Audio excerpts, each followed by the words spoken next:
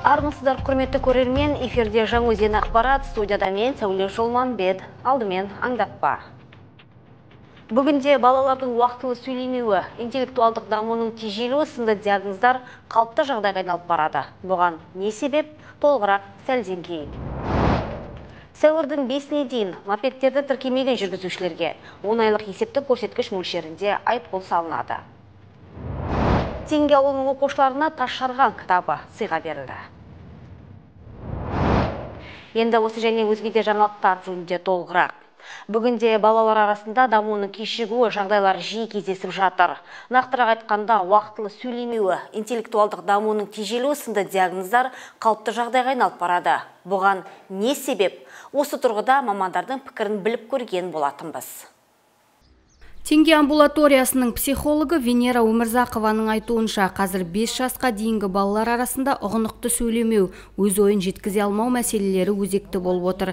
Кейбір ата-аналар балаларын қабылдауға өздері алып келсе, енді бірін медициналық тексеру кезінде анықтап жатамыз дейді. Алайда көп ата-аналар қойылған диагнозды мойындағысы келмейді. Тұқымда кеш сөйлеудің бар екендігін айтып, немесе бүлдіршіннің еркелігі деп немқұрайлы қарайды дейді психолог. Бірақ осы диагнозды айтқан кезде көп ата-ана оны мойындамайды, мойындағысы да келмейді. Егер ата-ана мойындаса, балада емделу процесі тез нәтиже көрсетер еді. Ол ауру емделмейді емес, ауру емделеді. Баланы емдеп, әртүрлі маманға апарып, баланы біз қоғамға қосуға міндеттіміз. Маманның пікірінше, аурудың түп тамыры тереңде, яғни бала анасының жатырында дамып келе жатқан кезден-ақ жүктілікке жауапты қарау керек. Бұған күйзелістен аулақ болып, уақытылы тынығу, құнарлы тамақтану, салауатты өмір салтын сақтау шаралары кіреді. Сол себепті психолог күнделікті қызметте жүкті әйелдерге ақыл кеңес беріп, түсіндіру жұмысын атқарады. Ананың құрсағында жатқаннан бастап, бала барлық құрсақтағы ананың бойындағы бүкіл витаминді, бүкіл керекті нәрсенің барлығын бала іште дамып алады. Сол кезде біз өзіміздің ағзамызға осы дәрігерлердің кеңесін ала отыра, бағыт бағдарларын тыңда отыра, дүниеге әдемі қылып сәбиді өмірге алып келуіміз керек. Сол себепті солай дәрігерлердің нұсқауымен алып келсек, баланың дені сау болады. Ананың дені сау болса, баланың да дені сау болады. Аталған диагноздың алдын алу үшін балаға жиі көңіл бөліп, көбірек сөйлесу қажет. Балдырғанмен ойнаудың, бірге уақыт өткізудің маңызы зор. Ал күдік пайда болса, психологқа жүгініп, логопед, дефектолог сынды арнайы мамандармен жұмыс жасаған жөн дейді қызметкер. Айжанат Қазиева, Бақытжан Ахметұлы, Жаңаөзен ақпарат. Сәуір айының 5 күні мопедтер ресми түрде механикалық көліктерге теңестіріледі. Осы күнге дейін қос дөңгелекті көлікті басқаратын барлық жүргізушілер мопедтерді тіркеу қажет. Заңға бағынбаған азаматтарға Қазақстан Республикасы әкімшілік құқық бұзушылық туралы кодексінің 590 бабының 2 бөлігіне сәйкес 10 айлық есептік көрсеткіш мөлшерінде айыппұл салынады. 2 күннен кейін тіркелмеген мопедтерді пайдалануға жүргізуші куәлігінсіз жүруге тыйым салынады. Жаңаөзен қаласы бойынша күні бүгінге дейін 35 мопед тіркелген. Жаңа заңды естіген Ерлан Ауышбаев қос дөңгелекті көлігін тіркеу үшін бірден қалалық полиция басқармасына келді. Қажетті құжаттарды жинақтап, санаулы сағаттарда қолына жүргізуші куәлігі мен транспортына нөмір алды. 1 жылдай болды айта кеткен, ол кезде права болған жоқ. Қазір енді заңдастырып отыр екен, соны бүгін нөмірімді алдым, тіркедім. Ішкі істер басқармасына барып тіркетеміз, болды. Жаңағыдай несін тексереді, бинкод ма нөмірін, криминалист. Сосын осы жаққа келіп, нөміріңізді аласыз. Басқа ешқандай қиындығы жоқ. Мопедті тіркеу үшін жеке куәлік, тіркеу жарнасы мен техникалық құжат үшін салық төлеген растайтын түбіртек керек. Ағымдағы жылдың қаңтар айының 2-ші жартысында басталған тіркеу жұмыстары сәуірдің 5-не дейін жалғасады. Құрметті Жаңаөзен қаласы тұрғындары мен қонақтары, Жаңаөзен қаласы полиция басқармасы ескертеді. Мопед иелерінің мопедтерін тіркеп үлгеруіне дейін санаулы күндер қалды. Естеріңізге сала кететін мәлімет. Мопедтерді тіркеу Жаңаөзен қаласы Рауан шағын ауданында орналасқан арнайы халыққа қызмет көрсету орталықтарында жүзеге асырылады. Тіркеу үшін жеке куәлік, электронды нысанды табыстасаңыз болады. Техникалық құжат немесе мопедтің техникалық сипаттамалар туралы мәліметтер өтініш толтыру, мопедті полиция басқармасында криминалистік тексеруден өткізу, тіркеу үшін баж салығын төлеу қажет. Айта кетейік, 2024 жылы Жаңаөзенде мопедтердің қатысуымен 14 жол көлік оқиғасы тіркелді.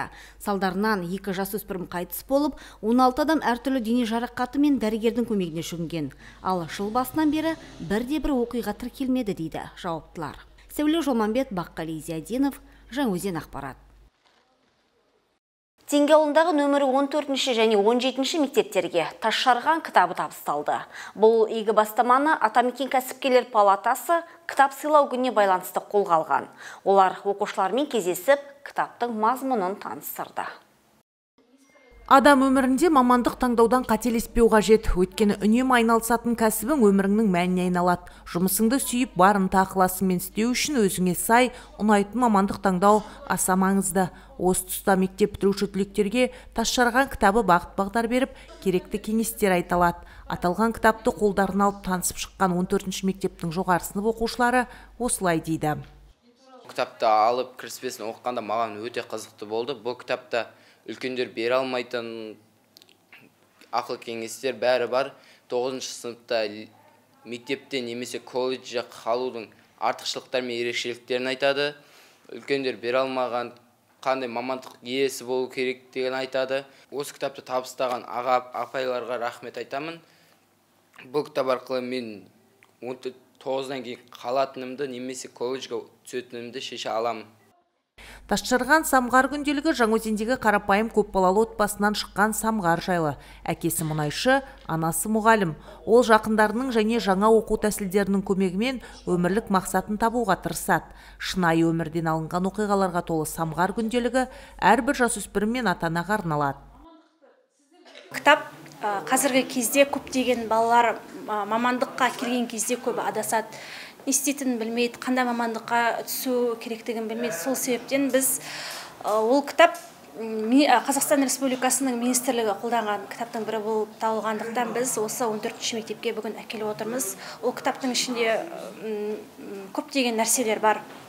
Болашақта кім болғың келеді, мақсатың қандай, негізгі міндеттерің қандай. Ең басты кейіпкер Самғар деген жігіт осы Теңге ауылының тұрғыны болғандықтан бірінші осы Теңге ауылынан бастаймыз деп жол көрдік. Теңге ауылындағы 17-ші мектепке де дәл осындай 72 кітап табысталды. Айта кетейік, бұл кітаптар Теском серіктестігінің қаржыландыруымен сыйға берілді. Алдағы уақытта өзге мектептерге тарту етілмек. Әсел Алдашева, Баққали Зиядинов, Жаңаөзен ақпарат. Ақниет саябағын көркейтуге үлес қосушы азаматтар саны артып келеді.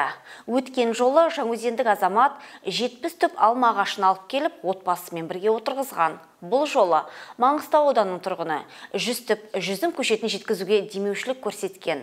Бұл 100 түп 5 түрлі тұқымнан құралған екен. Жүзім көшеттерінің 2 тұқымы жаздық болса, 5-еуі күзде өнім беруге арналған. Демеуші азамат бұларды Шымкент қаласынан алдырған екен. Көшеттерді отырғызуға оның өзі де келді. Алдын ала дайындалған орындарға Ақниет саябағының қызметкерлерімен бірге егіп шықты. Жалпы енді осы өзен халқына айтарым, бұл жақсы таза ауамен демалу, ұрпаққа әкеңнен мал қалғанша тал қалсын деген осы бір-бірімізге жақсылық істеп жарысайық. Қасиетті дінімізде де айтады ғой, жақсылық істеп жарысыңдар деп. Өткен күн тарих, бүгінгі күн сый, ертеңгі құпия дейді ғой, сол айтқан тарихта таңба болып қалыңыздар деген келеді. Дәулет Тұқымбайұлы бағбандық қызметпен жастық шағынан таныс екен. Себебі әкесі Шерғала мен Ақмыс жерлерінде демалатын орындар дайындап, тал көшеттерін отырғызып өсірген. Ақниет саябағы ашылғанын естіп, үлес қосуға ниеттеніпті. Жалпы бұл саябақта біраз жұмыстар қолға алынып, атқарылып жатыр. Былтыр ар жаққа жаңа жас ағаштар отырғыздық, алма ағаштарынан. Соң басқа да мына Қазақстанның өңірінде әр облыстарға жаңа нағылып атқан павлония ағаштары бар. Павлония ағаштарында жаңа көбейтіп жатырмыз. Соң мына жаңағыдай биыл тағы да осы жылға дайындық 2000-нан аса жаңа рассада егілген әр түсті жаңа несі бар, помидоры бар, баклажаны бар. Кілін голландский түрінен егілген мықты түр негізінде. Саябақтан өткен жылы ұңғымалы құдық қазылған. Қазір олардың екеуінен де су шығып тұр. Бұл жерде демалушылар үшін атпен серуендеу қызметі де қосылмақ. Сәбит Ұқпан, Бақытжан Ахметұлы, Жаңаөзен ақпарат. Хабарымызды шетел жаңалықтарымен қорытындылаймыз. Таиландта қазақстандықтар мінген яхта жарылды. Пхукет аралындағы туристер мінген яхтадан өрт шығып, 6 адам, оның ішінде 3 турист зардап шекті. Жергілікті ақпарат порталының хабарлауынша, яхтада 33 ресейлік және қазақстандық турист, 1 экскурсия жетекшісі және 3 экипаж мүшесі болған.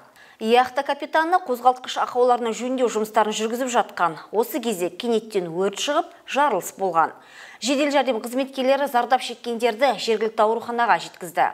Таиланд туризм және спорт министрі Суанг Тен Хонг туристік полиция бюросы мен тиісті жергілікті мекемелерге қауіпсіздікке саяхатты ұйымдастыруға және зардап шеккендерге мұқият медициналық көмек көрсетуге назар аудара отырып, туристерге толық көмек көрсетуді тапсырды.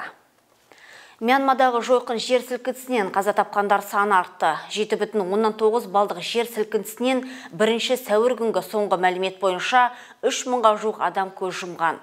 Еске салсақ, 28 наурызда Мьянмада 7,9 балдық жер сілкінісі тіркелген еді. Жер сілкінісінен зардап шеккен өңірлерде төтенше жағдай жарияланған болатын.